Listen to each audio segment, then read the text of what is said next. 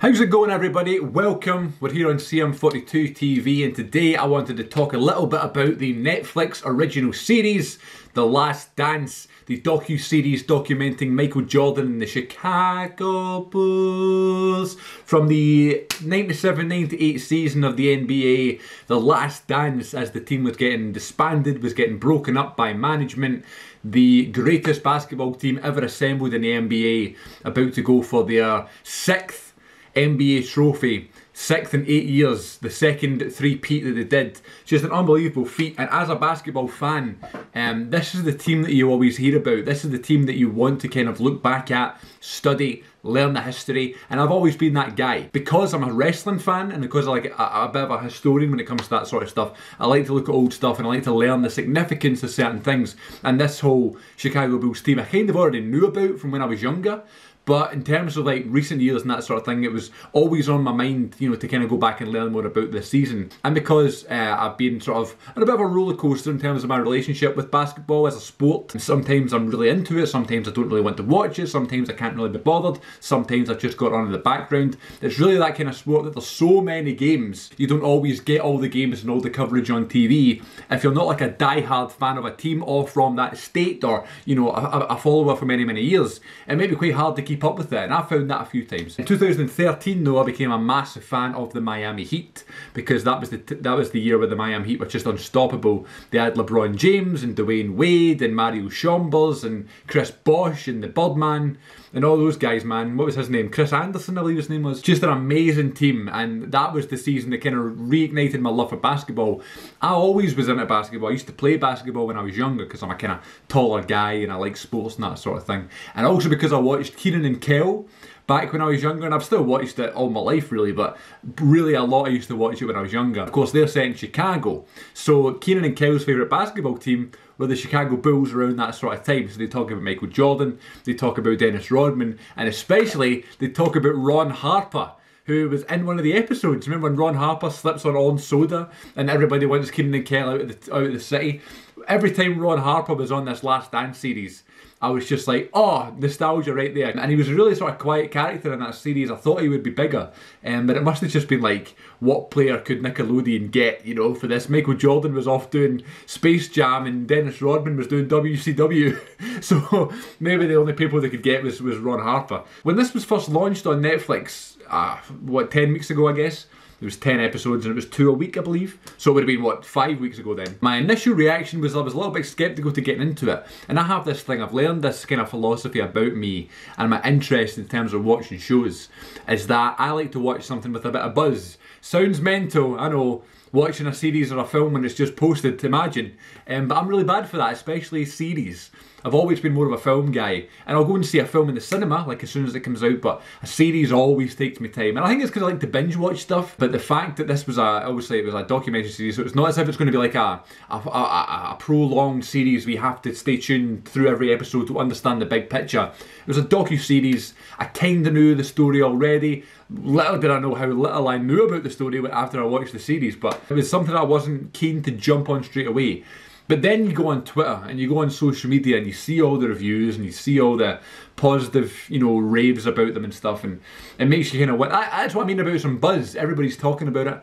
You know, you want to check out. That's kind of why I just watched Ozark season 3, because everybody was talking about the new season. So I went back to the start and I watched Ozark over 30 days. There's 30 episodes. I watched 1 episode a night, and it was great. Just a brilliant experience, and I loved the show. So I kind of wanted to do the same with this. Obviously, there's only 10 episodes, but it ended up being so addicting, so motivating, and so inspiring. This Last Dance series, it was impossible to try and hold off by watching 1 episode a night. I had to watch 2 or 3 in one go, which again is rare for me. I don't do it very often, you know, and that's when you know something's good.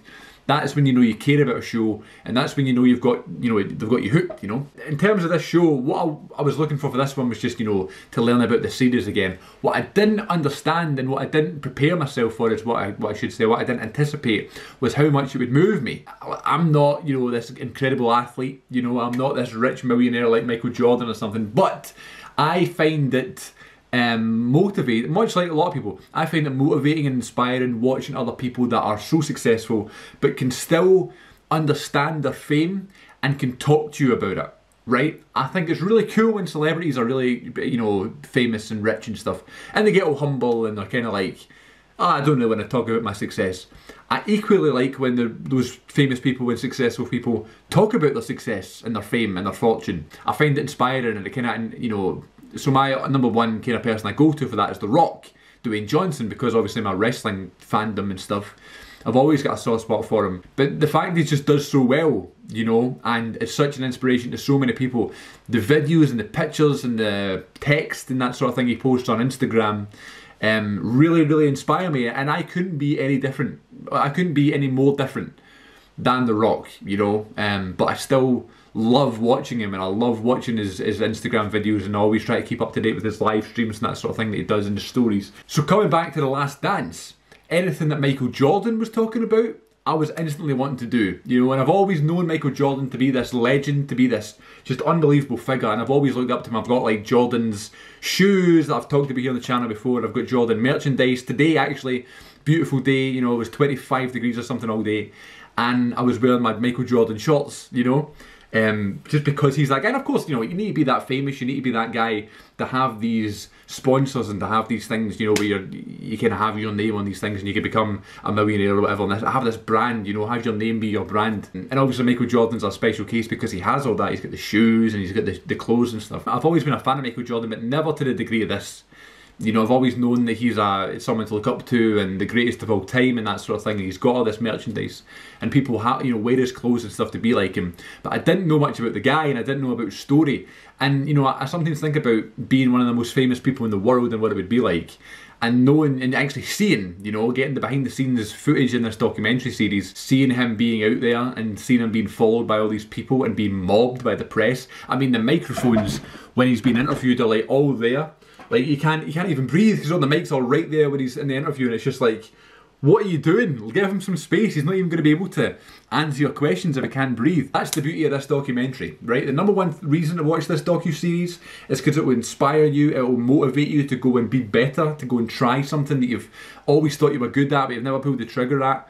Or pulled the trigger on. But it's also a behind the scenes look, and not only him but the basketball industry. And I was actually watching a Netflix show about the football team Sunderland. It's called Sunderland Till I Die, and it's a struggle to watch because the team just go through the ringer and they just have an awful time. But as a football fan, it's fascinating to see the process of what goes behind signing a player or letting a player go, or relying on something happening. This was more like that for basketball. I guess I'm more into football now than I am basketball, but there has been times in my life where I've been into basketball more than I've been into anything really. So it was interesting to see that, see the kind of behind the scenes aspect of that, see the different levels that you didn't really expect, seeing what goes through a player's mind. And I love the fact they didn't just stick to Michael Jordan, they stuck to other players in his team that were influential, like Steve Kerr, Dennis Rodman, Scottie Pippen. But they also didn't just stick to that, like their current season. They jumped all over the timeline, and they go back to, you know, when Michael first joined the team and in their first championship and when they first did the three-peat. Then when Jordan left to go play baseball, I didn't even know he did that. Like, I knew the history of Michael Jordan, or knew the Chicago Bulls. I didn't realise, you know, that he went and left the sport completely. He was done everything he wanted to do, was knackered, emotionally drained. He lost his father, which was a horrendous story by the way, and I didn't even know that either. That actually caught me off guard. And then he goes and plays baseball. It doesn't even get to the major leagues. Michael Jordan is so naturally talented at these things, and he's got such a great work ethic. And that's another thing as well. People saying how sort of mean he could be in training and how harsh he could be, but he was so good, and he put that effort and that work back into the team. You almost couldn't get mad at him, you know. Yeah, that's also inspiring when you watch that, you know. Some people just kind of disregard that and just say someone's being mean or being cruel or being a bully, but realistically what they're doing is they're trying to explain what it means to them and what they're put into it, and trying to get other people to kind of get involved in that sort of thing, you know. So that was really inspiring. There's another thing that I liked in Michael Jordan. I loved how honest he was. I loved how he was just sitting there and he literally broke down everything. They showed him clips on this iPad of things that other people had said, and he just replied like that. He didn't contemplate a response. He didn't think about what he wants to say to make himself look any better than he already does. That was really interesting. I love that. Another reason to kind of look up to him, you know. So good stuff. The history of the Chicago Bulls was good for me as well, because I knew that kind of invincible season. But in terms of like all the other ones from like the early 90s and that sort of thing, seeing how good he was, he's obviously the greatest player of all time, but seeing Michael Jordan, young Michael Jordan, before he became into his prime, unbelievable, you know. And you hear about how great, you know, Michael Jordan is, and you hear the comparisons with, you know, Derrick Rose or, you know, even Kobe and LeBron James. You hear these other great players in the world of basketball, and you go, right, how do they compare to Michael Jordan? He's the measuring stick. You've got Magic Johnson, you've got Larry Bird before Michael Jordan, but Michael Jordan surpassed up both of those guys. And I think, you know, if we ever find another basketball player as successful and as good and as naturally talented and charismatic and inspiring as Michael Jordan, then we've got something special, you know. Unbelievable, you know. You can't judge LeBron James, you know, with Michael Jordan these days, man. He's just not the same. LeBron James is an incredible player, incredible athlete, a legend. You know, he'll be in the Hall of Fame. But Michael Jordan is something special, and no one really compares to him, you know. Dennis Rodman, I knew how daft Dennis Rodman was and is, but, you know, because of the whole wrestling stuff, you know, he leaves the NBA Finals the day after one of the final games to go to practice, doesn't show up to practice, to show up on Nitro to be with Hogan and the NWO and Bischoff. Hilarious. And of course I knew that as a wrestling fan. And then seeing later on they got Karl Malone to come in. Brilliant, you know, because they were fighting on the court. Karl Malone teams with DDP and they have this match, which I'm sure they're a massive buy rate and did good for business. But I don't know what it did for Dennis Rodman's reputation. But I love the fact he comes back in, just picks up where he left off. But they kind of let him off the hook, because not only is it the last season, they don't really care, but they also know that he'll put everything, you know, that he left, he'll put it all, he'll give it all back on the court. He's that good, you know, he's really reliable. Scottie Pippen, you know, great player. Didn't know much about Scottie Pippen, knew the name, but didn't know much about him. But his voice is crazy, isn't it? Like, he's just kind of talks like this these days. It's so kind of hoarse and like gritty and stuff. It was really interesting to hear him talk. I loved seeing the rivals of the teams from all over the years, like whether it be the Cavs one year and the Jazz one year, and really kind of being at each other's throats. And there was a really cool moment where after, they were doing like a media day, and Jordan's wearing the whole suit, and he's obviously done his interviews, and he comes out, but then like the rival player, the main player of the other team, is about to do it as well. And on the court, they're, you know, swearing at each other and pushing each other and in each other's face. But off the court, they're high-fiving and they're hugging, they're got respect, and they're asking each other about each other's families and stuff. That's what it's all about, do you know what I mean? And then in, you know, in '98, when they win the finals, when the Bulls win the finals and they're on the bus, Karl Malone comes on the bus and congratulates them all and stuff. And that's what it's all about. And I love seeing things like that as well. Seeing the sportsmanship of the game, the integrity of the game, if you want to call it that. Which is such an amazing series, an inspiring series, a motivating series for all kind of sports fans and just people like me who like to be inspired by people that, you know, I've got all these big dreams in my head and I want to be something one day. And it's like seeing these people do it, it's just inspiring and it's refreshing, and it's I loved it. Such an easy watch, you know, and I wasn't expecting it to be an easy watch, because sometimes docu-series can be quite long, you know, so I can't recommend it enough. The amount of footage they've got from all over the place, behind the scenes of training, behind the scenes of Space Jam, behind the scenes of games. They've got like audio recordings of the coaches calling plays literally in the middle of the game.